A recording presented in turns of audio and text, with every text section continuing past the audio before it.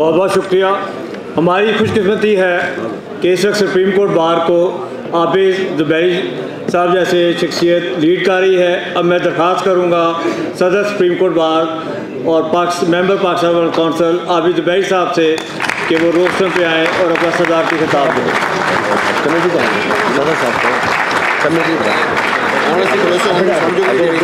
पूरा दिन खुश लेकर आप बिल्कुल 2 मिनट पूरा दिन खुश लेकर आपको 2 मिनट के बाद 1 मिनट एक्सक्यूज आप पीछे चले औज़ु बिल्लाहि मिनश शैतानिर रजीम बिल्कुल नहीं बिस्मिल्लाहिर रहमानिर रहीम वस्सलातु वस्सलामु अला रसूलिल करीम।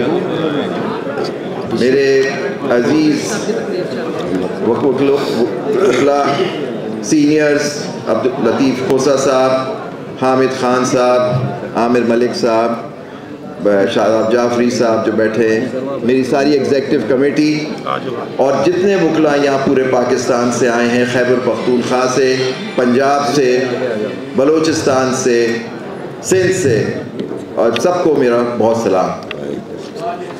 देखिए मुझे बहुत खुशी है मैं माशाल्लाह से कि आप लोग इतनी तादाद में यहाँ आए और हमारे इस कन्वेंशन को आपने कामयाब बनाया, क्योंकि कामयाबी आपकी कामयाबी है, मैं हमारी नहीं है, ये आप सबकी कामयाबी है। और मैं बहुत मशकूर ममनून हूँ ख़ास तौर पे जो दूर इलाकों से लोग आए हुए हैं और मुझे जो पर्चियाँ मिली कि कोई खैबर पख्तूनख्वा के दूर दराज इलाकों से यहाँ लोग आए, सिंध से आए, बलूचिस्तान से हमारे सदर आए हैं हरीफाल साहब, आबिद काकड़ साहब आए सदर डिस्ट्रिक्ट बार, चंगेज़ बलोच अब्दुल हई बलोच साहब के फर्जंद हैं, वो सेक्रेटरी हैं, वो आए यहाँ तशरीफ़ लाए, राहिब बुलंदी साहब आए, अमान काकड़ साहब, ये जितने लोग आए मैं उनका बहुत मशकूर हूँ। मुझे मालूम है कोयटा से ख़ास तौर पे यहाँ आना कितना मुश्किल है। और मेरी एक कल मैंने उनसे दरख्वास्त की राहिब आपसे, आप भी राहिब से कि आप आएँ और आप आ जाए। बहुत शुक्रिया राहिब आपका, नूर भट्टो साहब आपका भी बहुत शुक्रिया आने का। देखिए बातें बहुत आपने सुनी, अब कहा गया कि हमें करना क्या है, वो तो हम आपके सामने एक रेजोल्यूशन रखेंगे, लेकिन कुछ बातें मैं आपके साथ शेयर करना चाहता हूँ जो इस साल हुई। देखिए अल्लाह ताला ने हमें इज़्ज़त दी, मैं सारे अपनी कमेटी, मैं आपको कहूँ मैं कुछ नहीं कर सकता था जो हमने जिद्दोजहद की है अगर ये मेरे कमेटी के जितने लोग यहाँ मौजूद हैं आपके सामने स्टेज पे ये मेरा साथ नहीं देते। तो पहले इनके लिए मैं चाहूँगा कि आप एक तारीफ बजाएं कि इन लोगों की वजह से ये सब आपके मुजाहिद हैं जो खड़े हुए हैं इस वक्त स्टेज पे आपके साथ। देखिए मुझे आज एक अफसोस भी है जो मैं आपके साथ, आमिर भाई आपसे सबके साथ शेयर करना चाहता हूँ, शौकत भाई बैठे हैं पीछे। मैंने जब ये हमने कन्वेंशन का सोचा और अभी चौहान साहब थे, हमारे ताहिर फराज अब्बासी, हम लोग पाकिस्तान बार के मेंबर चौधरी इश्तियाक साहब सदर लाहौर हाई कोर्ट बार, हम लोग उस वक्त मीटिंग में मौजूद थे, वहाँ कोई बात नहीं हुई कन्वेंशन की। फिर हमने फैसला किया कि एक कन्वेंशन होना चाहिए, ऑल पाकिस्तान लॉयर्स कन्वेंशन, जिसके अंदर हम सबको बुलाएं और बताएं कि क्या इश्यूज़ हैं और आपसे गाइडेंस लें कि हमें क्या करना चाहिए, क्या हमारा लाए अमल होना चाहिए कि हम आगे आपको साथ चलें, क्योंकि जो हालात मुल्क के अंदर चल रहे हैं। तो आज मुझे अफसोस है कि मैंने पाकिस्तान बार के जितने मेंबरान थे सबको फ़र्दन मैंने कॉल की कि वो यहाँ आ जाएं। उन्होंने मुझसे कहा वो आएंगे, मैंने कहा आप आइए लीड करें, क्योंकि इस वक्त इत्तेफाक और इत्तेहाद की ज़रूरत है। आप देखिए हो सकता है मेरे आपके पॉलिटिकल डिफरेंसेस हों, हो सकता है हमारे ग्रुप्स अलग हों, लेकिन हमारा एजेंडा एक है, हम लोग किस पे खड़े हुए हैं। यही मेरा आपसे वादा था, हमारे जितने लोग यहाँ मौजूद थे कि हम आइन और कानून के साथ खड़े होंगे। इंशाअल्लाह हमारा टेन्योर अब ख़त्म हो रहा है, लेकिन हम अल्लाह के सामने इंशाअल्लाह और आपके सामने सुरखुर होंगे कि हमने सिर्फ और सिर्फ आइन और कानून की बात की और किसी चीज़ की बात नहीं की। इसलिए मैंने उनसे दरख्वास्त की, वो हमारे लीडर है, पाकिस्तान बार हाईएस्ट स्टैचुटरी बॉडी है, मैं खुद भी उसका मेंबर हूँ, ये ताहिर साहब, चौधरी इश्तियाक साहब, चौहान साहब, हम लोग मेंबर हैं उसके। हम अब ये आज दिन नहीं था कि आज इत्तेहाद दिखाते, जो हम ये रेजोल्यूशन आज पास करने जा रहे हैं आपकी इजाज़त से, उसमें आप हमारे साथ शामिल होते। मुझे अफसोस है, लेकिन फिर भी अगर कल वो मुझे बुलाएंगे, हमारी टीम सबको बुलाएंगे, हम उनकी कॉल पे वहाँ मौजूद होंगे इंशाअल्लाह, आप देखेंगे। देखिए जब आप इलेक्ट हो जाते हैं, आप माशाल्लाह यहाँ सारे सदर हैं, हमारे चकवाल बार के सदर भी बैठे हुए, मैं उनका बहुत ममनून हूँ कि वो यहाँ आए।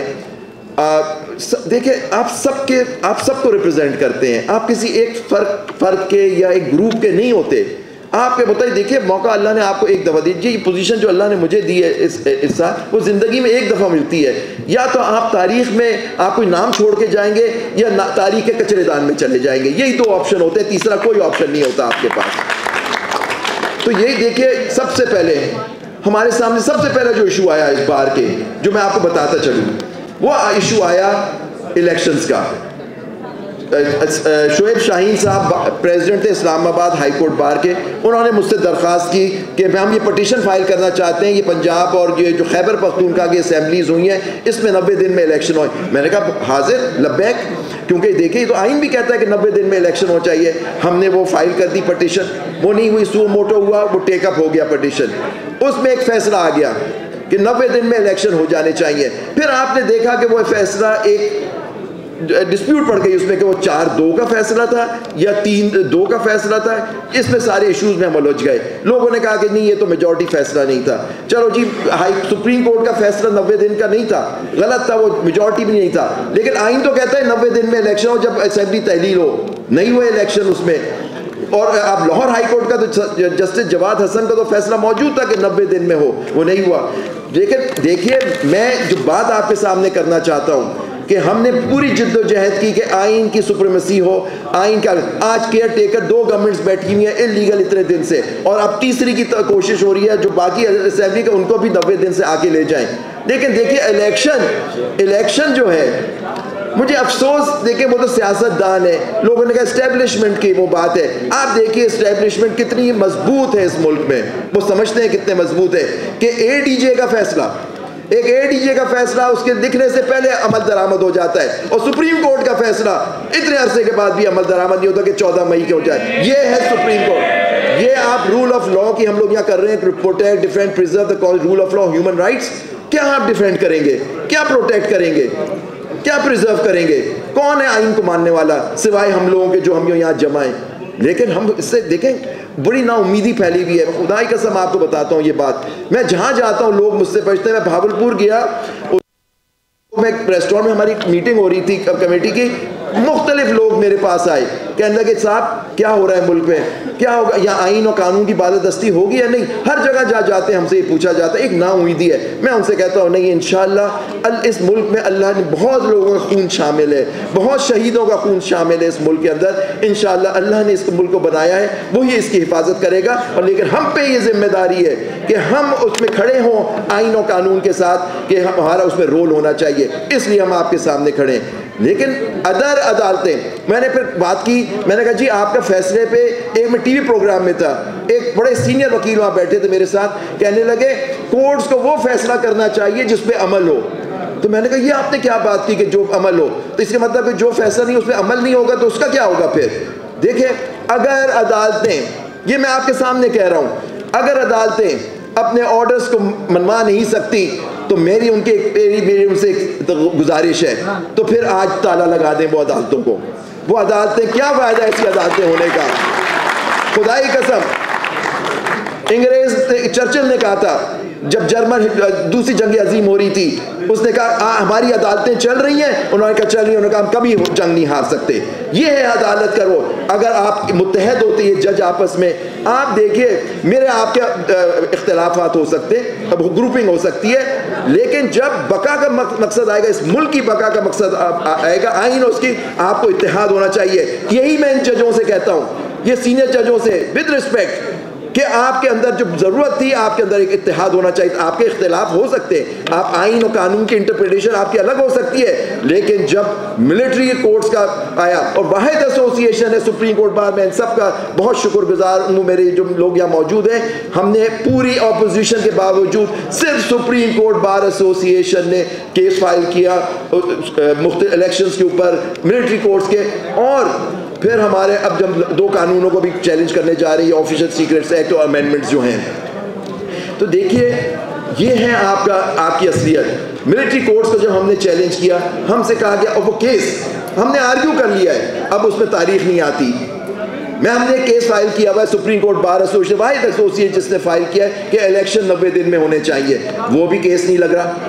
तो ये क्या हो रहा है? तो लेकिन हमें हिम्मत नहीं हारनी चाहिए, हमें खड़ा होना चाहिए। लेकिन इन अदालतों के लिए आप सब खड़े होते हैं, हम कहाँ जाते हैं? हम अदालतों के पास जाते हैं, अपना केस लेके जाते हैं। हम ये तो नहीं कहते कि केस आप हमारे हक में फैसला कर दो, हम कहते हैं हमारी बात सुनो और फिर फैसला करो। आईन और कानून क्या कहता है उसकी तशरीह करो। हमारे हिसाब से ये तशरीह इलेक्शन 90 दिन में होना चाहिए। फिर हर कोई कहता है इलेक्शन 90 दिन में हो, क्या फ़ायदा होगा इलेक्शन 90 दिन में होने का? क्या आपके इस मुल्क में, क्या हमारा इलेक्शन कमीशन एक आज़ाद इलेक्शन कमीशन है जो सबसे, अभी लोगों ने बात की कि जर्नलों ने, इन्होंने, सब ने आइन तोड़ा। मैं कहता हूँ सबसे बड़ा आइन इस मुल्क में जिसने तोड़ा है वो इलेक्शन कमीशन ऑफ पाकिस्तान है। उसने इलेक्शन नहीं कराने थे, नहीं कराए और नहीं कराएंगे, क्योंकि वो इंडिपेंडेंट नहीं, आज़ाद नहीं है, वो डिक्टेशन पे काम करते हैं। ये जो इलेक्शन कमीशन है डिक्टेशन पे, आर्टिकल 6 किस पे सबसे पहले लगना चाहिए था? वो इलेक्शन कमीशन ऑफ पाकिस्तान पे लगना चाहिए था, वो नहीं लगा। अदालतों को एक्शन लेना चाहिए। सिर्फ 5 लोग जिनके नाम गिनवाए गए उनको फारिग करने से नहीं होगा। कंटेम्प्ट सबसे बड़ी बनती है चीफ इलेक्शन कमीशनर के ऊपर, इनके ऊपर आपको एक्शन लेना चाहिए था, लेकिन आपने नहीं लिया, क्योंकि आप फिक्र कर रहे थे कि हमारा कैसा जा तो केस सुनो ही नहीं। अगर समझते हो कि फैसले पे नहीं होगा, अगर आप केस सुनते हैं फिर फैसले की आप फिक्र ना करें, क्योंकि वक्त और आपकी जो हमारी अवाम है वो इम्प्लीमेंट करा देगी। बुकला आपके साथ खड़े होंगे इम्प्लीमेंटेशन के लिए। आप मौका तो दो हमें, लेकिन आपने ऑर्डर तो करना चाहिए, उसके बगैर तो काम नहीं चलता। तो मेरी दरख्वास्त इस फोरम से यही है कि जो रेजोल्यूशन हम आपके सामने करें उसके अंदर आप देखें कि हम क्या चाहते हैं, हम क्या इस रेजोल्यूशन को करें। फिर हमने चैलेंज किया हुआ है सुप्रीम कोर्ट बार ने कि सिर्फ, और भी लोगों ने, कि सिविलियंस का ट्रायल नहीं होना चाहिए, बुकला का ट्रायल नहीं होना चाहिए। हमारी बच्चियां आज गिरफ्तार हैं और खुदा की कसम जो मैंने चीज़ें सुनी है कि उनके साथ हिरासत में क्या क्या जुल्म हुए, मैं तो सोच ही नहीं सकता कि मैं एक इस्लामी मुल्क में रहता हूँ। क्या हमारी माँ बेटियों की इज्जत नहीं है? इसके अंदर उनके लिए कोई उनके लिए बोलने वाला नहीं है। तो यहाँ कोई मोहम्मद बिन कासिम नहीं आएगा कि बच्चियों को उठा ले तो पूरी फौज आ गई। तो देखिए इस वक्त ज़रूरत है आप, हमारी गैरत को क्या हो गया है कि हमारी बच्चियों के साथ, हमारे लोगों के साथ जो जुल्म हो रहा है। देखिए अगर आपने जुल्म के लिए आवाज़ नहीं उठाई, फिर एक वक्त आएगा कि आपके लिए भी कोई वक्त आवाज़ उठाने वाला नहीं होगा। तो ये वक्त है आवाज़ उठाने का। जहाँ इन स्पीकर्स ने कहा कि आप खड़े हों, तो आप सबको खड़ा होना होगा। जो हम लाए अमल देंगे इंशाअल्लाह, और हमारे आने वाले भी हमसे उम्मीद है कि उसको वो आगे लेके जाएंगे। तो इस पर हमें जिद्दोजहद करनी है। फिर जी देखें, कोई खड़ा है जो मैं जितने यहाँ प्रेस वाले हैं, अब प्रेस की हालत देखें। प्रेस हमने केसेस किए हैं, उनकी आज़ादी के लिए हमने भी केसेस फाइल किए चैनलों के लिए। आज ये हाल हो गया है, कुछ चैनल्स को बंदूक की जोर पे ले लिया गया, कुछ चैनल्स ने उन्होंने हथियार डाल दिए। आज चैनल्स आज़ाद नहीं है। फिर भी जो कुछ भी है वो हम उनके साथ खड़े। हम उम्मीद करते हैं कि वो लोग आज़ादी सहाफ़त, आज़ादी जमहूरियत के लिए खड़े होंगे अपने उस पर, उनसे उम्मीद की जा सकती है। लेकिन वाहिद आपकी कम्यूनिटी है, वकीलों की कम्यूनिटी है जो इस बात पे खड़ी है साथ। हम सब मुत्तहद हैं इस बात पे कि आइन और कानून की हुक्मरानी होनी चाहिए। हम देखिए वक्त के साथ देखिए फ़ायदा उठाने के लिए हर कोई उठाने के लिए तैयार होता है। ये चीज़ नहीं होनी चाहिए कि आप फ़ायदे उठाएं और अपना करके चले जाएं, क्योंकि आपको अल्लाह ताला को जवाब देना चाहिए। काजी अनवर साहब ने सही फरमाया, हमारे साबिक सदर ने, कि कब्रिस्तान और इंसानों में फ़र्क होना चाहिए। जो लोग कब्रिस्तान में हैं और फजर, हमें वो फ़र्क रखना है। आप खड़े हों, इंशाअल्लाह हम खड़े होंगे साथ, सब खड़े होंगे साथ, ताकि हम एक जिद्दोजहद करें। क्योंकि देखिए इसकी बका में, इस मुल्क की बका हमारी बका है। हमारे पास कोई और पासपोर्ट नहीं है, हमारे पास एक सब्ज़ रंग का पासपोर्ट है जो हमें इजाज़त देता है इस मुल्क में रहने के लिए।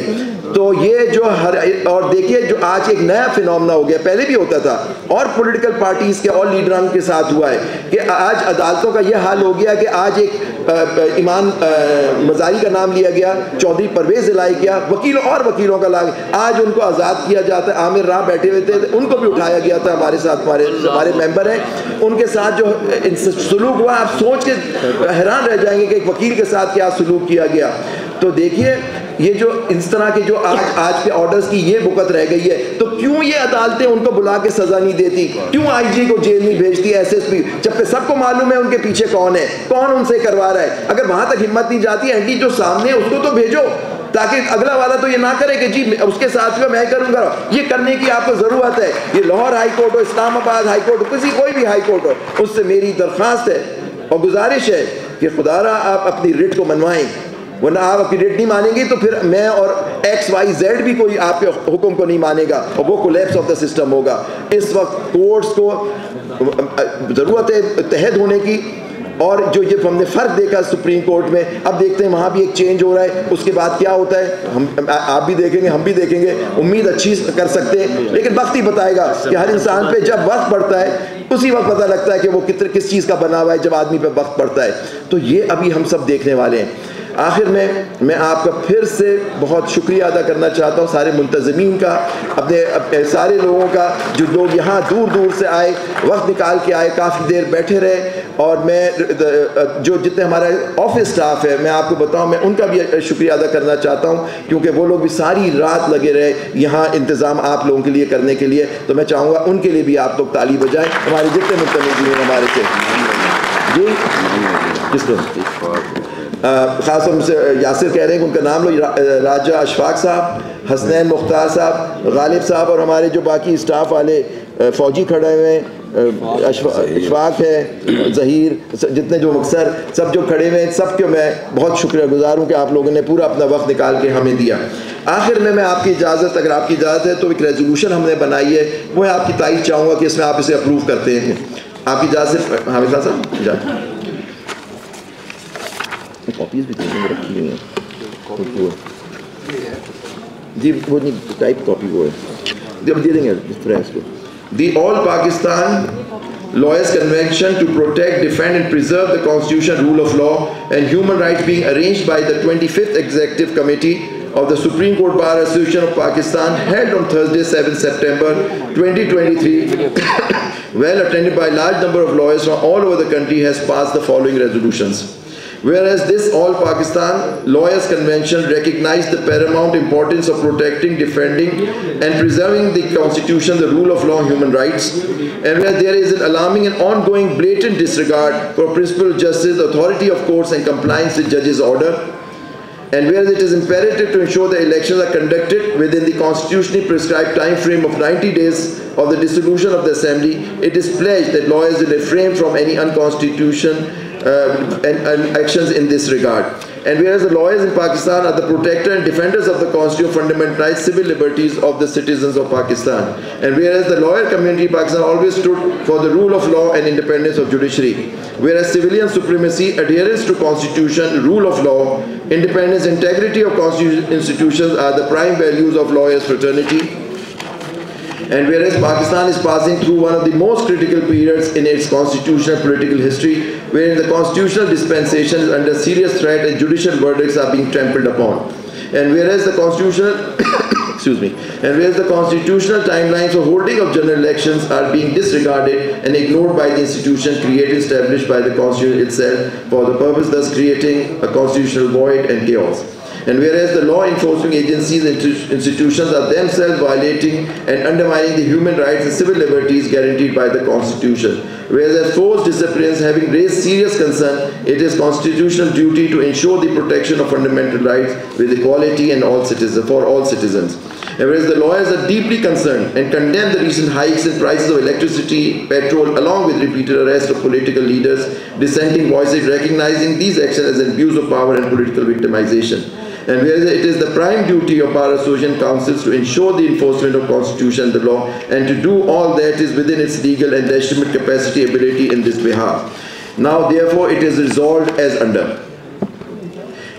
Number one, every institution in Pakistan is under the Constitution and cannot make even the slightest deviation therefrom.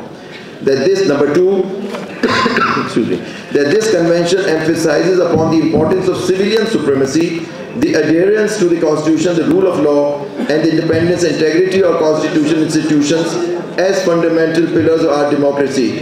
The general elections are required to be held within 90 days of dissolution of the assemblies in concern, and the Election Commission of Pakistan and all other institutions required to act in aid of ECP are under constitutional duty to do so. 3. No caretaker government can go beyond 90 days and becomes unconstitutional illegal after that. The caretaker governments in the Punjab and Khyber Pakhtunkhwa have already become unconstitutional, are liable to be removed. 4. The armed forces and their officials of all ranks, being creation of the Constitution, are bound to act strictly in accordance with the constitutional law frame thereunder. 5. The armed forces and their officers of all ranks are bound by the constitution or not to indulge in any political activity whatsoever. 6. Every civilian is entitled to fair trial and due process before the court established by constitution and laws framed thereunder, and trials of civilians before military courts is a complete negation of fair trial, due process under fundamental rights guaranteed under the constitution. 7. All citizens are equal before the law, and no one, military, civil or judicial office holders, can claim any privileged status, immunity and concessions like free fuel, transport, electricity, gas, etc., and that such concessions be withdrawn immediately. 8.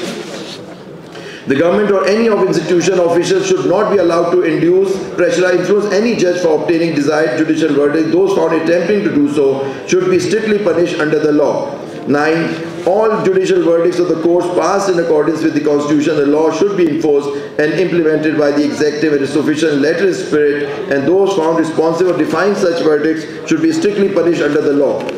10. All citizens, political workers who are illegally arrested, detained for political reasons should be immediately released, and those responsible for the alleged illegal arrest and detention should be proceeded against in accordance with law.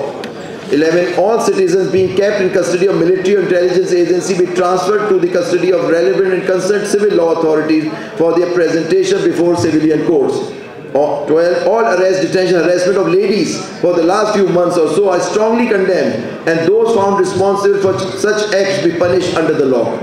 13. The harassment of advocates performing their professional duties is strongly condemned, and those responsible punished under the law. 14. The phenomenal rise in the price of electricity, oil, gas, sugar, and other commodities of common use be withdrawn and reduced, and relief be granted to the common people of Pakistan in this behalf forthwith. 15. That this convention acknowledges the gravity of the economic situation, invites all stakeholders to engage in constructive dialogue to find solutions to address economic depression, offering the forum of this association for such discussion. Is this adopted? This resolution? Thank you very much. Strike वाला जी, इसमें एक चीज़ जो वकला ने कही थी आपकी, उस पर भी मैं आपकी राय चाहता हूँ। उसमें कहा था कि हम लोग अपनी एसोसिएशंस जो हैं उसके अंदर हम लोग एक लाहे अमल तय करके एक स्ट्राइक्स कॉल करें, और उसके बाद फिर हम उसकी मूवमेंट उसके अंदर प्रोटेस्ट करें। उसके अंदर भी आप लोग सब अगर एग्रीड है तो हम भी ये रेजोल्यूशन का हिस्सा बनाते हैं। एग्रीड, ये ऐड करा देना। थैंक यू, बहुत बहुत शुक्रिया आपका। रैली और इजलास दोनों उसमें होंगे। दुआ, आप एक मिनट जी, पहले दुआ के लिए मैं रिक्वेस्ट करूंगा। आ जाओ ये मुंसिफ जान गुज्जर साहब, हाजी मुंसिफ जान गुज्जर साहब।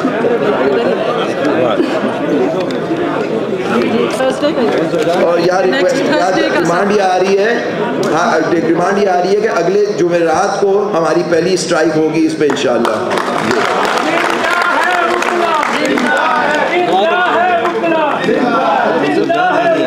मुंसिफ जान दुआ कराएंगे, उसके बाद खाना आप लोगों के लिए है प्लीज। बिस्मिल्लाहिर्रहमानिर्रहीम, अल्हम्दुलिल्लाह रब्बिल आलमीन, या रब्बिल आलमीन हमें अपनी इस जदोजहद में कामयाब फरमा। ए अल्लाह, हमारे इस मुल्क को अपनी महफूज रख। या अल्लाह, इसके ऊपर जो भी शबे खून मार रहे हैं उनको हदायत अता फरमा। या रब्बिल आलमीन, जितने भी वकला इस वक्त law and rules and law के लिए खड़े हैं, इनको हिम्मत दे, इनको कामयाब कर, ताकि हमारे इस मुल्क को प्रोटेक्शन मिले और ताकि इस मुल्क को कामयाबी की तरफ ले जा सकें। या अल्लाह, तमाम गाज़िबों को, ए मेरे अल्लाह, जो इस मुल्क के हक़ में नहीं है, मेरे मौला उनको नस्ते नबूद कर। या रब्बिल आलमीन, हमें हदायत दे। ए अल्लाह, उनको भी हदायत दे। ए अल्लाह, हमें इत्तफ़ाक़ और इताअत दे। जिस तरह हमने इससे पहले वकला ने इंसानी हकूक़ के लिए खिदमत की है, जो हमने तहरीक चलाई है, कामयाब तहरीकें चलाई हैं, अल्लाह हमें फिर ऐसा ही इताअत दे, ऐसा ही इत्तफ़ाक़ दे, और इन ज़ालिमों को मेरे मौला हदायत अता फरमा। आमीन।